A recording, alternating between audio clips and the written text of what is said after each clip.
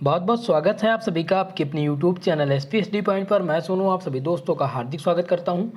दोस्तों, आज के इस क्लास के अंतर्गत हम डिस्कस करेंगे बीएससी सेकेंड सेमेस्टर जूलॉजी, जिसमें आज हम पहली यूनिट से कुछ महत्वपूर्ण long answer type question discuss करेंगे। और इस क्वेश्चन आंसर की सीरीज़ में आपके टॉपिक भी कवर होंगे, यानी कि जो फर्स्ट यूनिट है आपकी, फर्स्ट यूनिट का आपका नाम है structure and function of biomolecule, जिसमें हमारी पहली क्लास हो चुकी थी, जिसमें हमने डिस्कस किया था क्लासिफिकेशन, कार्बोहाइड्रेट का क्लासिफिकेशन और बायोलॉजिकल इंपॉर्टेंस ऑफ कार्बोहाइड्रेट्स के बारे में। तो इसमें आपको क्वेश्चन क्या पूछा जाएगा वो भी पता चल जाता है, और ही साथ आपके टॉपिक भी क्लियर हो जाते हैं। तो ये दोनों प्रकार से आप लोग की क्लास हो जाती है। इसमें आपको अलग से क्वेश्चन तैयार करने की ज़रूरत नहीं है और अलग से टॉपिक पढ़नी नहीं है।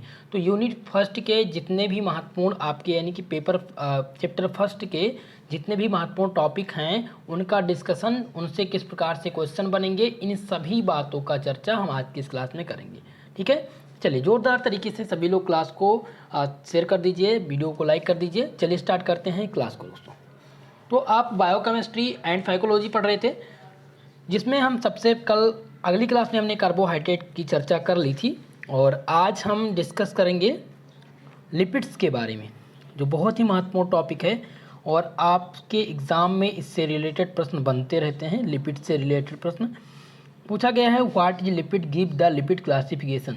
तो आज हम लिपिड्स देखेंगे कि लिपिड्स क्या है और इसका वर्गीकरण किस प्रकार से किया गया है। साथ ही साथ इससे संबंधित जो प्रश्न बनेंगे दोस्तों, उनको भी देखेंगे। अब लिपिड से जो क्वेश्चन बन सकते हैं वो कौन कौन से क्वेश्चन बन सकते हैं, इसकी चर्चा भी कर लेते हैं। तो इससे जो प्रश्न बन सकते हैं दोस्तों, पहला प्रश्न बन सकता है right a short note on the fats. Fats के बारे में भी पूछा जा सकता है कि वसा पर संक्षिप्त टिप्पणी लिखने के लिए पूछा जा सकता है। हालांकि ये क्वेश्चन 2009 और 10 में पूछा भी गया है किसी यूनिवर्सिटी में। अगला क्वेश्चन पूछा जा सकता है give a word classification of the fats, यानी कि वसा के संक्षिप्त वर्गीकरण भी पूछा जा सकता है, यानी वसा का क्लासिफिकेशन भी आपसे पूछा जा सकता है। अगर यही बात करें अगला क्वेश्चन, तो अगला क्वेश्चन इससे बन सकता है state and main function of fats, यानी वसा के प्रमुख कार्य, वसा के कार्य भी पूछा जा सकता है, वर्गीकरण भी पूछा जा सकता है और टिप्पणी लिखने के लिए भी पूछा जा सकता है। जब टिप्पणी लिखने के लिए आता है तो टिप्पणी लिखने का अर्थ क्या है, मतलब ये है कि समथिंग अबाउट, मतलब कि कुछ ना कुछ आप इसके बारे में बताइए। आपको बताना क्या रहेगा, तो सबसे पहले जैसे आपको क्वेश्चन पूछा गया right a short note on fats, तो आप लिखेंगे फैट्स के डेफिनेशन। सबसे पहले फैट्स के बारे में आप बता देंगे, फैट्स का क्लासिफिकेशन भी बता देंगे और 2-3 एग्जाम्पल के साथ साथ इनके यूज भी बता देंगे। ठीक है, बस इतना ही आपको लिखना रहता है। तो अब आपको जब वर्गी आपसे संक्षिप्त टिप्पणी लिखने के लिए आएगा, तो आपको पता है कि इसके अबाउट आपको लिखना रहता है। ठीक है, तो कुल मिलाकर के अगला प्रश्न आपसे पूछा जा सकता है right a short note on the hydrolysis of lipid, यानी कि वसा के जल अपघटन पर संक्षिप्त टिप्पणी लिखने के लिए भी आपसे पूछा जा सकता है। अगला प्रश्न क्या बन सकता है लिपिड से, अगला प्रश्न ये बन सकता है right a short note on lipids, या आपसे पूछ लिया जाए what is lipid, give lipids classification, या आपसे पूछ लिया जाए right a short note of on lipids. तो राइट ए शॉर्ट नोट जब आएगा तो ये आपसे पूछा जाएगा शॉर्ट आंसर टाइप क्वेश्चन में। लॉन्ग में पूछा जाएगा तो पूछा जाएगा कि लिपिड्स क्या होते हैं, इनका क्लासिफिकेशन क्या है और इनके यूज क्या हैं। ठीक है, अगला जो प्रश्न बन सकता है, 6वां प्रश्न बन सकता है, वो बन सकता है right a short note on the different type of fats, यानी वसा के विभिन्न प्रकार पर संक्षिप्त टिप्पणी लिखिए।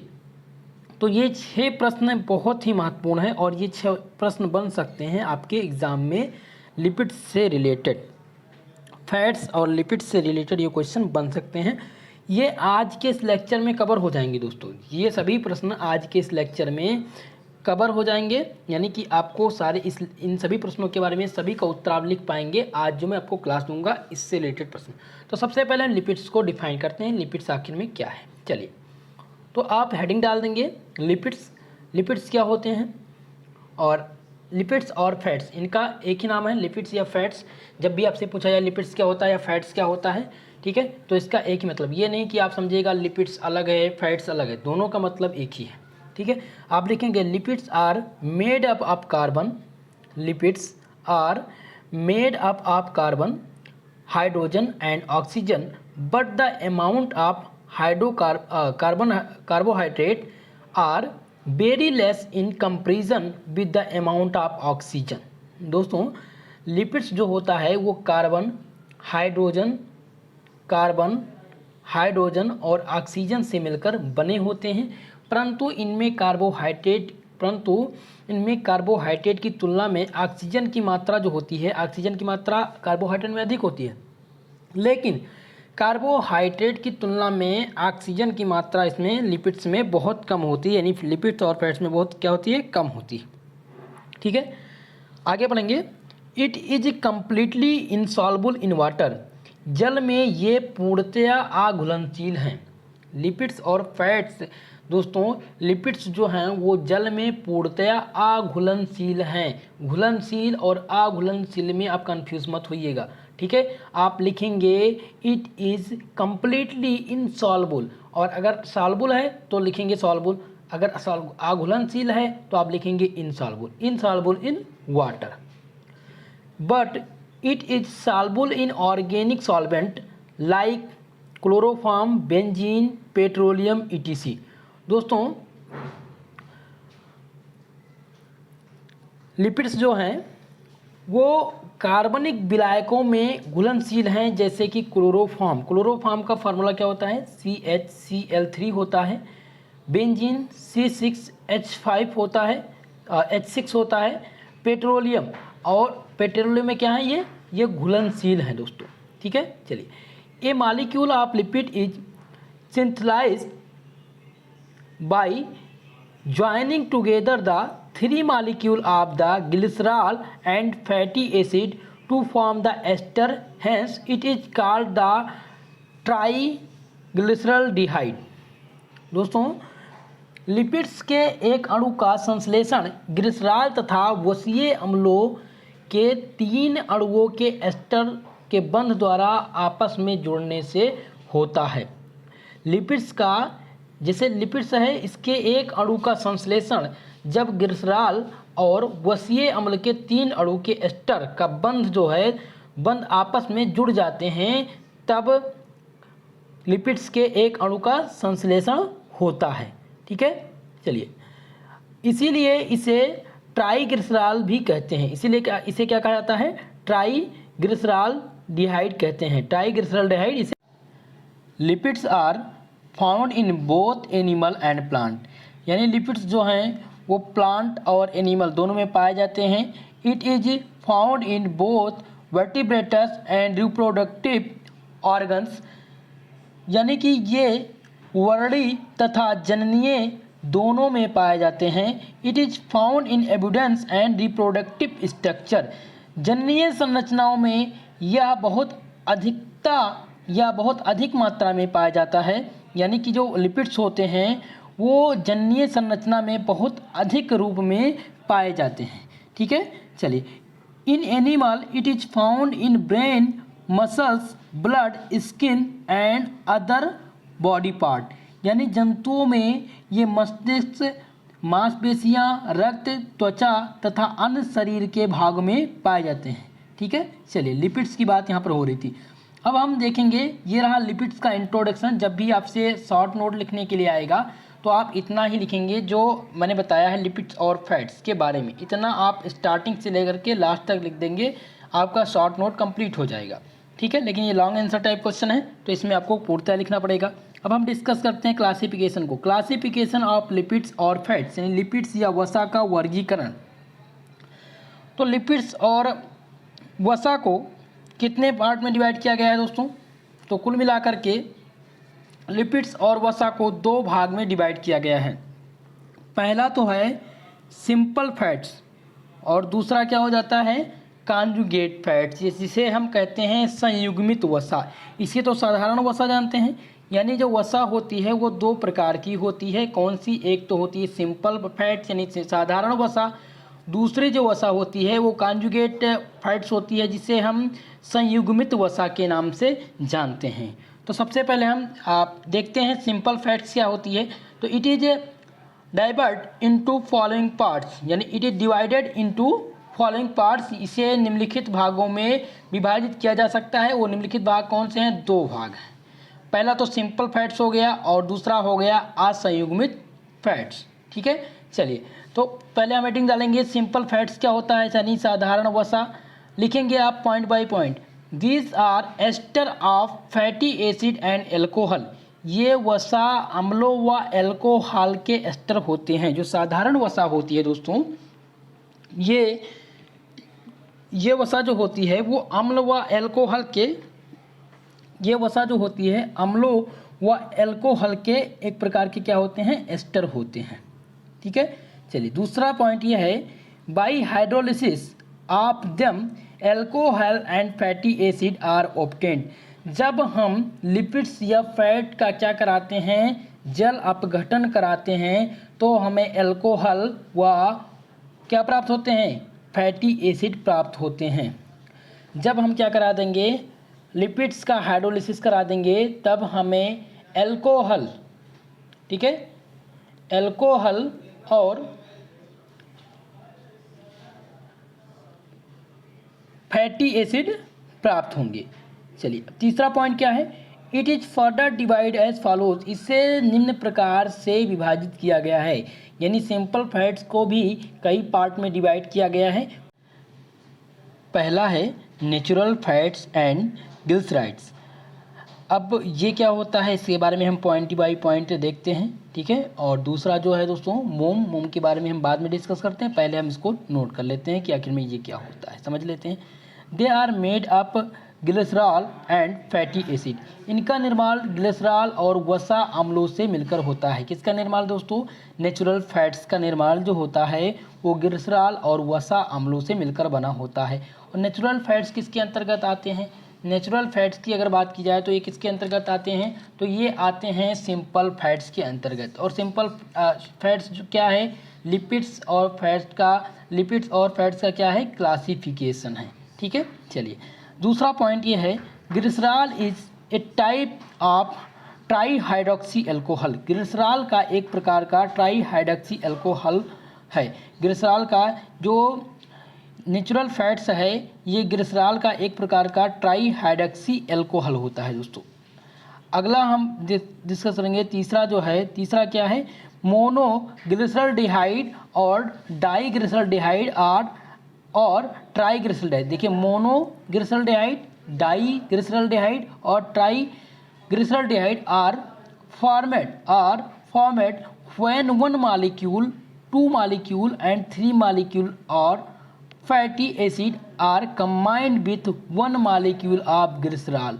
दोस्तों जब एक अणु ग्लिसरॉल के साथ, जब ग्लिसरॉल के एक अणु के साथ दो अणु, तीन अणु वसा अम्ल जुड़ते हैं, यानी वसा अम्ल जो है वो ग्लिसरॉल का एक अणु, ग्लिसरॉल के साथ वसा के एक अणु, दो अणु और तीन अणु जब जुड़ते हैं तो मोनोग्लिसरॉल्डिहाइड, डाईग्लिसरॉल्डिहाइड और ट्राईग्लिसरॉल्डिहाइड का निर्माण होता है।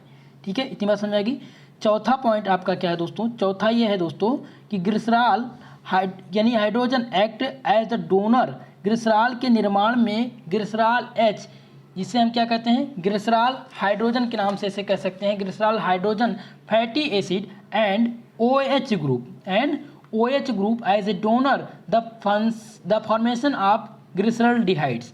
दोस्तों बताया गया कि ग्लिसरॉल के निर्माण में जब ग्लिसरॉल हाइड्रोजन दाता, यानी कि ग्लिसरॉल क्या होगा, ग्लिसरॉल के निर्माण में जब ग्लिसरॉल के निर्माण में ग्लिसरॉल क्या करेगा, हाइड्रोजन डोनर बनेगा और वसा अम्ल, जो वसा अम्ल होगी वो OH के रूप में यानी कि दाता के रूप में कार्य करेगी। तो ये क्या कहलाया जाएगा, ये कहलाएगा ग्लिसरॉल के अंतर्गत का जो फॉर्मेशन होता है ग्लिसरॉल्डिहाइड का। ग्लिसरॉल्डिहाइड का फॉर्मेशन कब होगा दोस्तों, एक बार फिर से समझिएगा, थोड़ा सा आप लोगों की समझ में नहीं आएगा होगा। चलिए तो इसमें मैं आपको बता रहा था कि ग्लिसरॉल्डिहाइड क्या करता है। ग्लिसरॉल जो होता है, यहाँ पर ग्लिसरॉल की बात हो रही, ग्लिसरॉल्डिहाइड की बात नहीं हो रही। ग्लिसरॉल H यानी हाइड्रोजन एक्ट करेगा किसके रूप में, डोनर के रूप में, और वहीं पर OH ग्रुप जो है वो क्या करेगा, वो करेगा दाता के रूप में। वसा अम्ल जो वसीय अम्ल होगा वो क्या करेगा, वो करेगा दाता के रूप में और जब दाता के रूप में ये कार्य करेगा तब हमें प्राप्त हो जाएगा ग्लिसरॉल्डिहाइड। ठीक है, इतनी बात समझ में आ गई। चलिए आगे बढ़ते हैं। अब हम वैक्स के बारे में पढ़ते हैं कि आखिर में वैक्स क्या होता है। ठीक है, मोम के बारे में पढ़ते हैं। मोम क्या है?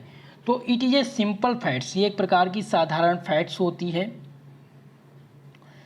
साधारण वसा होती है। It consist of a fatty acid bonded to a high molecular weight monohydroxy alcohol. ये साधारण वसा है जिसमें वसा अम्ल के एक उच्च आणविक भार युक्त मोनोहाइड्रॉक्सी अल्कोहल के साथ जुड़ा होता है। दूसरा ये है इट इज केमिकली इनर्ट, ये रासायनिक रूप से निष्क्रिय होता है। जो मोम होता है वो रासायनिक रूप से क्या होता है दोस्तों? वो निष्क्रिय होता है। तीसरी बात, it is insoluble in water, ये वाटर में, ये पानी में क्या होता है? अघुलनशील होता है। This are no double bonds in the chain of its hydrocarbons, यानी कि ये जल में अघुलनशील होता है, इसके हाइड्रोकार्बन की श्रृंखला में द्विबंध नहीं पाए जाते हैं। इसके मोम के हाइड्रोकार्बन की श्रृंखला में द्विबंध नहीं पाए जाते हैं। ठीक है, चलिए चौथा पॉइंट ये है दोस्तों, पाल्मेटिक एसिड, हेक्साकोनाल और ट्राइकोटेनॉल इज फाउंड इन बी वॉक्स, यानी कि मधुमक्खी के मोम में पाल्मेटिक अम्ल व हेक्साकोसिनाल या ट्राइकोटेनॉल पाया जाता है। पांचवा पॉइंट हो जाएगा, in tree and plant the wax covering is found in the leaves which is the result of decreased the rate of transpiration, यानी कि पेड़ों तथा पादपों में मोम का आवरण पत्तियों पर पाया जाता है, जो वाष्पोत्सर्जन की दर को कम कर देता है। ये पांचवा पॉइंट बहुत ही महत्वपूर्ण है, आपसे पूछ लिया जाएगा इससे संबंधित प्रश्न। ठीक है, तो मोम जो है वो पेड़ तथा पादप में जो मोम का आवरण होता है वो पत्तियों पर पाया जाता है, जो वाष्पोत्सर्जन की दर को क्या करता है? कम कर देता है। छठवां पॉइंट ये हो जाएगा, मनुष्य की बात अगर किया जाए तो मनुष्य में यह रक्त एड्रिनल ग्रंथियों, साइबेरियस ग्रंथियों व जनदों में पाया जाता है, जो कि कोलेस्ट्रॉल के एक एस्टर होते हैं। जो ये क्या होते हैं? जो कि एक कोलेस्ट्रॉल के एक प्रकार के एस्टर होते हैं। अब अगला हम डिस्कस करेंगे दोस्तों कॉन्जुगेट फैट्स, जिसे हम संयुग्मित वसा के नाम से जानते हैं। संयुग्मित वसा क्या होती है? तो आप लिखेंगे complex fats are formed by the combination of the compound other than alcohol fatty acid. जटिल वसा का निर्माण एल्कोहल वसा अम्ल के अलावा अन्य यौगिक के मिलने से होता है। These compound can be protein, sugar और फास्फोरिक एसिड, यानी कि ये यौगिक प्रोटीन, शर्करा या फास्फोरिक अम्ल हो सकते हैं। इसमें कहने का मतलब ये है संयुग्मित वसा किस प्रकार से बनती है? तो संयुग्मित वसा का निर्माण एल्कोहल वसा अम्लों के अलावा अन्य यौगिक के मिलने से होता है। वो कौन कौन से यौगिक हो सकते हैं? वो यौगिक हो सकते हैं प्रोटीन, शर्करा, फास्फोरिक अम्ल, ये हो सकते हैं। इनसे मिलकर के संयुग्मित वसा का निर्माण हो सकता है। आगे बढ़ेंगे। अगला पॉइंट क्या है कि जटिल वसा या संयुग्मित वसा इक्वल टू एल्कोहल वसा अम्ल या अन्य यौगिक। देखिए इसमें बताया गया कॉम्प्लेक्स फैट इक्वल टू क्या होता है? एल्कोहल, फैटी एसिड और अदर कंपाउंड। जब एल्कोहल के साथ फैटी एसिड और अदर कंपाउंड जुड़ते हैं तब हमें क्या प्राप्त होता है? तब हमें प्राप्त होता है दोस्तों कॉम्प्लेक्स फैट्स प्राप्त होता है। ठीक है, चलिए दूसरा पॉइंट है it can be classified as follows. इसका निम्न प्रकार से वर्गीकरण किया जा सकता है, यानी संयुग्मित वसा को भी आज कई भागों में विभाजित किया गया है। Phospholipid contains the organisation of glycerol, fatty acid and phosphoric acid. Phospholipid जो है इसमें ग्लिसरॉल, वसीय अम्ल और फास्फोरिक अम्ल के संगठन द्वारा प्राप्त होता है। दोस्तों जो फास्फोलिपिड्स है वो जनरली क्या कंटेन करता है, वो ग्लिसरॉल, वसीय अम्ल और फास्फोरिक अम्ल के संगठन द्वारा प्राप्त होता है, या आप इसे कह सकते हैं कि फास्फोरिक लिपिड्स जो है वो ग्लिसरॉल, वसीय अम्ल और फास्फोरिक अम्ल कंटेन करता है। ठीक है, चलिए अगला पढ़ेंगे। It is further divide into the following parts, यानी कि इन्हें हम पुनः कई भागों में विभाजित कर सकते हैं। पहला क्या है, फास्फोग्लिसराइड्स है और दूसरा है फास्फोआयनोसाइड है। अब इसको हम एक एक करके डिस्कस करेंगे, लेकिन आपको केवल क्लासिफिकेशन में इतना ही लिखना है। आगे आप इस केवल अब 2 प्रकार बता देंगे, इन दोनों को डिस्कस करने की ज़रूरत नहीं है, बस आपको इतना ही तैयार करना है। चलिए आगे बढ़ेंगे दोस्तों। अब पहला प्रश्न आपका कंप्लीट हो गया, तो पहले प्रश्न से अब आपके काफ़ी जो है क्वेश्चन क्लियर होंगे। इसमें किस प्रकार से क्वेश्चन मैंने आप लोगों को बताया था, मैंने आप लोगों को बताया था कि फैट्स और लिपिड से 6 प्रकार के क्वेश्चन बताए थे कि 6 प्रश्न कौन कौन से बन सकते हैं। तो पहला प्रश्न मैंने आप लोग को बताया था, राइट ए शॉर्ट नोट लिखने के लिए आएगा। शॉर्ट नोट लिखने के लिए आ सकता है, क्या पूछ सकता है कि right a short note on fats या लिपिड्स।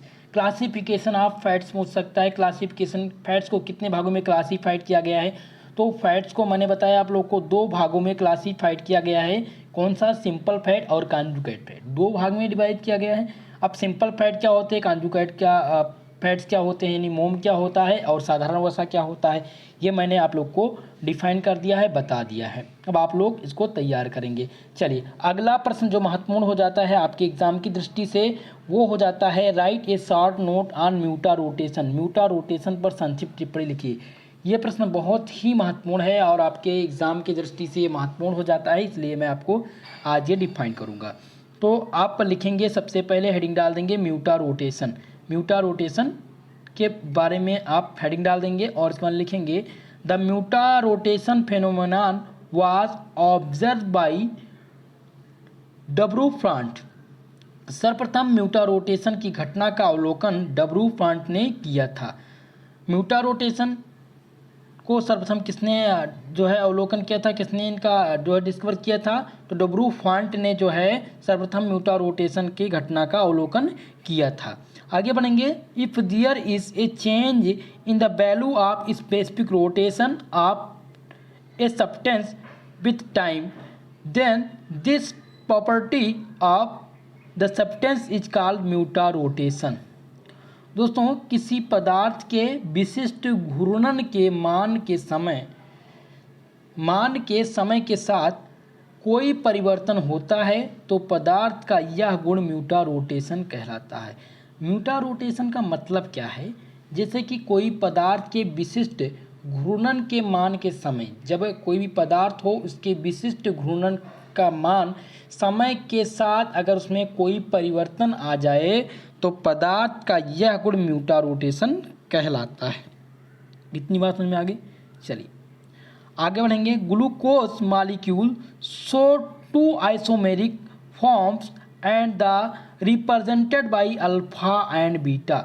जैसे कि अगर हम बात करें ग्लूकोज की, तो ग्लूकोज के 2 समविय रूप प्रदर्शित हो सकते हैं। ग्लूकोज जो है वो 2 समविय रूप प्रदर्शित कर सकता है। पहला है alpha and beta, alpha and beta mutarotation. तो ये 2 प्रकार का रोटेशन जो है देता है ग्लूकोज, तो अल्फा और बीटा। ठीक है।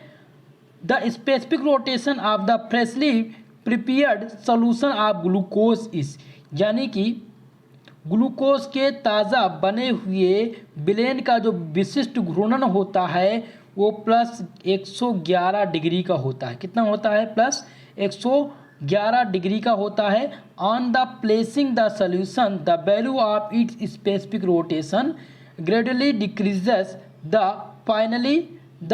Finally this value becomes the constant and plus 2.5 degree. दोस्तों, इसका विलयन यानी कि इस विलयन को रख देने पर इसके विशिष्ट घूर्णन का जो मान होता है उसमें धीरे धीरे क्या आ जाती है? कमी आ जाती है और अंत में ये प्लस 52.5 डिग्री का मान पर ये क्या हो जाता है? स्थिर हो जाता है। इसके विपरीत इसके विपरीत बीटा ग्लूकोज के ताज़े बने विलेन के विशिष्ट घूर्णन का मान जो होता है वो +19 डिग्री का होता है, परंतु इसका मान धीरे धीरे बढ़ जाता है और अंत में ये कहाँ पर आ जाता है 52.5 डिग्री पर आकर के स्थिर हो जाता है। ठीक है, और इसी को क्या कहते हैं दोस्तों, किसी प्रकाश सक्रिय विलयन के विशिष्ट घूर्णन के मान में परिवर्तन की ये घटना परिवर्ती घूर्णन या म्यूटा रोटेशन कहलाती है। तो यही है म्यूटा रोटेशन की घटना। तो म्यूटा रोटेशन जो है वो ज़्यादातर यूज़ किस में आता है, म्यूटा रोटेशन का प्रयोग हम किसी भी पदार्थ के विशिष्ट घूर्णन के मान में अगर हम रख दें, घूर्णन की प्रक्रिया में अगर उसके मान में समय के साथ साथ कोई परिवर्तन आ जाए, क्या आ जाए दोस्तों, कोई परिवर्तन आ जाए तो उसे ही म्यूटा रोटेशन करते हैं, उसे क्या कहते हैं, म्यूटा रोटेशन कहते हैं। जैसे कि ग्लूकोज 2 प्रकार के म्यूटा रोटेशन प्रदर्शित करता है, एक अल्फा हो गया, एक बीटा हो गया।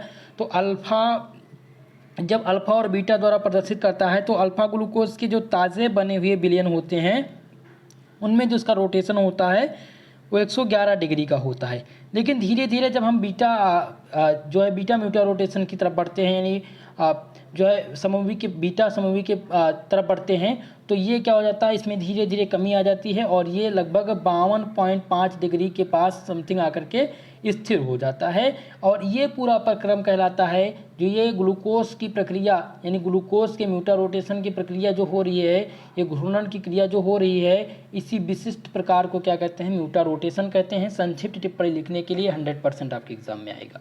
ठीक है, अब यहाँ से 2 प्रश्न आपके क्लियर। यही प्रश्न आपसे केमिस्ट्री में भी पूछा जा सकता है, केमिस्ट्री ऑफ कार्बोहाइड्रेट्स, और यही प्रश्न आपसे पूछा जा सकता है आपकी जूलॉजी में। तो 2 ये प्रश्न इंपॉर्टेंट हैं, ये 100% आपके एग्जाम में आएगा मित्रों, तो इसको आप क्लियर कर लीजिएगा, तो एक बार जरूर तैयार। अब अगला प्रश्न आपसे पूछा जा सकता है दोस्तों, बहुत ही महत्वपूर्ण प्रश्न है, difference between the monosaccharide, oligosaccharide and polysaccharide. Monosaccharide, oligosaccharide और पॉलीसैकेराइड में अंतर पूछा जा सकता है दोस्तों, या आपसे 2 अंतर पूछा जा सकता है, difference between the monosaccharide and disaccharide.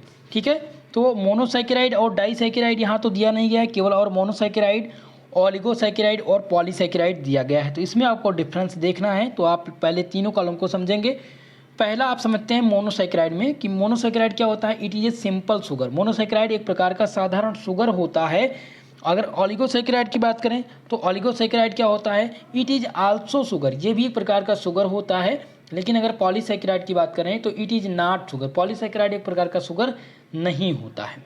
दूसरा पॉइंट ये होता है, ये जनरली रेड्यूसिंग शुगर है।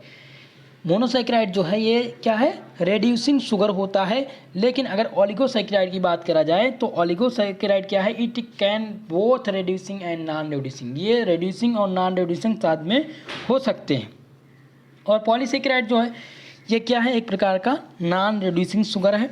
चलिए अब तीसरे अंतर के बारे में देखते हैं। तीसरा अंतर क्या है, तीसरा अंतर ये है कि generally composed of 2 and 9 carbon. ये जो आपका मोनोसैकेराइड है ये जनरली कंटेन करता है, जनरली कंपोज करता है 2 से 9 कार्बन के बीच। लेकिन अगर हम बात करें ओलिगोसैकेराइड की, तो ओलिगोसैकेराइड क्या करता है, जनरली कंपोज 12 to 36 कार्बन। और यहीं अगर बात करें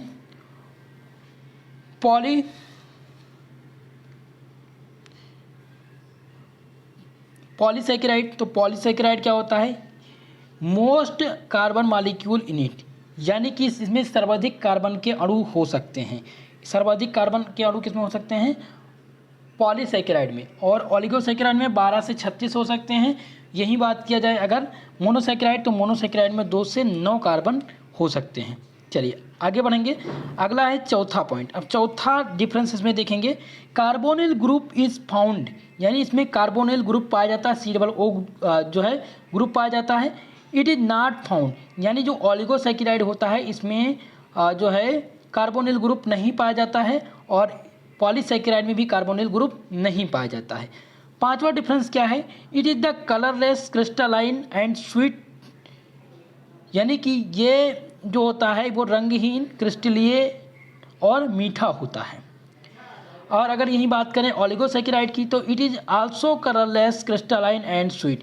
ओलिगोसैकेराइड भी क्रिस्टलिएट होता है, क्रिस्टलिएट ठोस होता है और मीठा होता है। यही बात किया जाए पॉलीसैकेराइड की तो पॉलीसैकेराइड क्या होती है, it is colourless and tasteless. ये रंगहीन तो होता ही है, ये रंगहीन तो होता ही है, लेकिन ये स्वादहीन भी होता है। स्वादहीन कौन सा होता है, पॉलीसैकेराइड। चलिए छठवां डिफरेंस देते हैं, सॉल्युबल इन वाटर, यानी कि ये जो है मोनोसैकेराइड जो होता है वो वाटर में सॉल्युबल होता है और ओलिगोसैकेराइड भी पानी में सॉल्युबल होता है। लेकिन अगर हम बात करें ओलिगोसैकेराइड की तो ये इनसॉल्युबल होता है वाटर में ये जल में आबलेय होता है और अनुपस्थित भी होता है। चलिए आगे बढ़ेंगे, अगला देखते हैं सातवां डिफरेंस क्या हो जाएगा इसमें। सातवां अंतर इसका आएगा, इट कंसिस्ट फ्री और permanent aldehyde and ketone group, यानी कि इसमें स्वतंत्र या अस्थायी रूप से एल्डिहाइड और कीटोन समूह होते हैं, किसमें, मोनोसैकेराइड में। लेकिन अगर हम बात करें ओलिगोसैकेराइड में तो ओलिगोसैकेराइड में परमानेंट एल्डिहाइड और कीटोनिक ग्रुप अनुपस्थित होते हैं और पॉलीसैकेराइड में भी क्या होते हैं, अनुपस्थित होते हैं। तो इस प्रकार से आपको डिफरेंस बताना है मोनोसैकेराइड, ओलिगोसैकेराइड और पॉलीसैकेराइड के बीच में। अब अगला प्रश्न देखते हैं कि अगला प्रश्न क्या है जो बहुत महत्वपूर्ण है। अगला प्रश्न आपसे पूछा जा सकता है, describe the characteristic feature of protein and give the classification of protein. Protein के विशिष्ट लक्षण का वर्णन कीजिए और प्रोटीन का वर्गीकरण भी दीजिए, ये भी आपसे पूछा जा सकता है। अगला प्रश्न है, व्हाट इज प्रोटीन, प्रोटीन क्या है, right in detail the chemical classification and characteristic of the protein. यह आपसे पूछा जा सकता है लॉन्ग आंसर में, प्रोटीन क्या है, प्रोटीन का रासायनिक वर्गीकरण एवं विशेषताओं का विस्तृत रूप में वर्णन कीजिए, यह भी प्रश्न आपसे पूछा जा सकता है। ठीक है, चलिए अब हम सॉल्व करते हैं कि इससे रिलेटेड प्रश्न और क्या हो सकते हैं प्रोटीन से। तो प्रोटीन से रिलेटेड प्रश्न बन सकते हैं दोस्तों, पहला ये बन सकता है कि classify protein on the basis of the shape, यानी आकृतियों के आधार पर प्रोटीन का वर्गीकरण कितने पार्ट में किया गया है वो क्लास आप बताइए। या classify protein on the basis of the chemical structure, यानी प्रोटीन को दो आधार पे बांटा गया है, पहला तो इनके आकार के आधार पर, इन शेप के आधार पर, और दूसरा केमिकल स्ट्रक्चर के आधार पर। प्रोटीन को दोस्तों दो भागों में बांटा गया है और दो तरीके से। पहला तरीका कौन सा है, इनके आधार यानी शेप के आकार पर, यानी माफ करिएगा इनकी आकृतियों के आधार पर, और दूसरा जो है वो रासायनिक संरचना के आधार पर। तो ये दोनों प्रश्न इससे बन सकते हैं और दोनों के दोनों प्रश्न इसी क्लास में और अभी ही क्लियर हो जाएंगे जो मैं आपको बता रहा हूँ। ठीक है, चलिए अब आप हेडिंग डाल देंगे प्रोटीन। सबसे पहले हम प्रोटीन डिस्कस करते हैं कि आखिर में प्रोटीन क्या होता है। ठीक है, प्रोटीन क्या होता है, the protein name was given by the Berzelius and Mulder. Protein का नाम ब्रिजिलियस तथा उपयोग मुल्डर ने किया था। प्रोटीन का नाम जो है वो ब्रिजिलियस ने दिया था, लेकिन इसका उपयोग जो है सर्वप्रथम किसने किया था, मुल्डर ने किया था। Protein is the made of carbon, hydrogen, oxygen as well nitrogen and sulphur. Protein जो है वो कार्बन, हाइड्रोजन, ऑक्सीजन की बनी होती है, साथ ही साथ में इसमें नाइट्रोजन और सल्फर आवश्यक रूप से होते हैं। दो बात, पहली बात तो आप यहीं क्लियर कर लेंगे कि प्रोटीन का जो सर्वप्रथम नाम किसने दिया था, तो दिया था ब्रिजिलियस महोदय ने प्रोटीन का सर्वप्रथम नाम दिया था। दूसरी बात यह है कि इसका उपयोग किसने किया था, तो मुल्डर नामक वैज्ञानिक ने, मुल्डर नामक जो है एक जो जूलॉजिस्ट थे, तो उन्होंने सर्वप्रथम प्रयोग किया था मुल्डर ने और नाम दिया था ब्रिजिलियस ने। प्रोटीन जो है वो कार्बन, हाइड्रोजन और ऑक्सीजन से मिलकर बनी होती है, लेकिन इसमें आवश्यक रूप से नाइट्रोजन और सल्फर की मात्रा भी होती है। चलिए आगे बढ़ेंगे। The structural unit of protein is amino acid. 20 types of amino acid molecule take the part in synthesis of protein. Protein की संरचनात्मक इकाई एमिनो अम्ल की होती है। जो प्रोटीन की संरचनात्मक इकाई जो होती है दोस्तों, वो किसकी होती है? एमिनो अम्ल की होती है, जो 20 प्रकार के एमिनो अम्ल के अणुओं से प्रोटीन के संश्लेषण में भाग लेती है। 20 प्रकार के एमिनो अम्ल के जो अणु होते हैं वो प्रोटीन के संश्लेषण में भाग लेते हैं दोस्तों। The monomeric subunit of proteins are amino acid. Protein की एकल इकाइयों एमिनो अम्ल होते हैं। Various amino acid are joined by the peptide bond to form a, यानी कि विभिन्न एमिनो अम्ल पेप्टाइड बंध द्वारा जुड़कर पॉलीपेप्टाइड श्रृंखला का एक संगठन बनाते हैं। पॉलीपेप्टाइड का निर्माण करते हैं। देखिए यहाँ पर समझ लीजिए, थोड़ा सा इंपॉर्टेंट हो जाता है।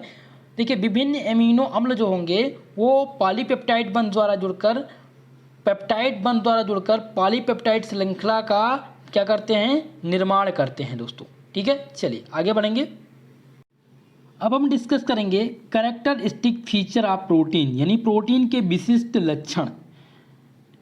प्रोटीन के बारे में हमने डिस्कस कर लिया। अब इसके सबसे पहले कैरेक्टरिस्टिक के बारे में देखेंगे, विशिष्ट लक्षण क्या हैं, और उसके बाद में क्लासिफिकेशन को हम देखेंगे। चलिए, तो सबसे पहले विशिष्ट लक्षण को देखते हैं। Following are the specific characteristic of protein, यानी प्रोटीन के विभिन्न लक्षण निम्नलिखित हैं। पहला लक्षण क्या है दोस्तों?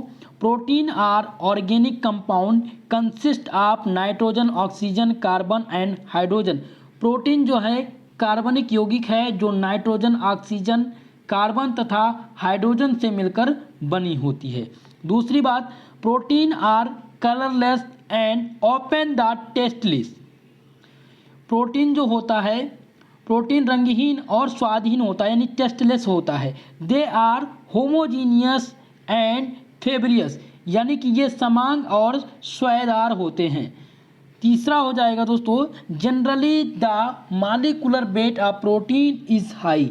जनरली यानी सामान्यतः प्रोटीन का अणुभार जो होता है दोस्तों, वो क्या होता है? अधिक होता है। इट शुड बी बिटवीन, यानी ये हो सकता है 5 × 10³ तथा 1 × 10⁻6 के बीच हो सकता है इसका अणुभार। अगला पॉइंट है, चौथा point, due to the large size of protein they exhibit many colloidal properties, यानी प्रोटीन का बड़ा आकार होने के कारण ये बहुत कोलाइडी गुण प्रदर्शित करते हैं। पहला हो जाएगा, there the diffusion rate is very slow, यानी इनकी विसरण दर बहुत धीमी होती है। और बी नंबर हो जाएगा, they can produce a lot of light scattering, ये विलयन में बहुत अधिक प्रकाश का प्रकीर्णन उत्पन्न कर सकते हैं। In solution resulting the generating of the visual turbidity, यानी जिसके फलस्वरूप दृश्य दंगलापन टिंडल प्रभाव उत्पन्न होता है। क्या होता है दोस्तों? टिंडल इफेक्ट उत्पन्न होता है। किसके? इसमें इसके जो विलयन होते हैं उसमें अधिक प्रकाश का प्रकीर्णन जब उत्पन्न होता है तो इसके फलस्वरूप क्या उत्पन्न होता है? टिंडल इफेक्ट जो होता है, यानी टिंडल प्रभाव यानी क्या हो जाता है? उपलब्ध हो जाता है, उत्पन्न हो जाता है टिंडल प्रभाव। टिंडल इफेक्ट कब होता है दोस्तों? प्रोटीन के विलयन में अधिक प्रकीर्णन उत्पन्न हो जाता है तो उसके फलस्वरूप क्या होता है कि इसके फलस्वरूप जो दृश्य का दंगलापन है वो उत्पन्न हो जाता है, जिससे हम टिंडल प्रभाव कह सकते हैं, या इससे टिंडल प्रभाव उत्पन्न हो जाता है। ठीक है, आगे बढ़ेंगे। अगला दिया गया है, these are light active and complex, ये प्रकाश सक्रिय तथा जटिल होते हैं। They do not have the fixing melting point, इनका कोई निश्चित गलनांक बिंदु नहीं होता है। किसकी बात हो रही दोस्तों? यहाँ पर बात हो रही थी प्रोटीन की, कि प्रोटीन का कोई एक निश्चित गलनांक बिंदु नहीं होता है। ये प्रकाश सक्रिय तथा जटिल हो सकते हैं।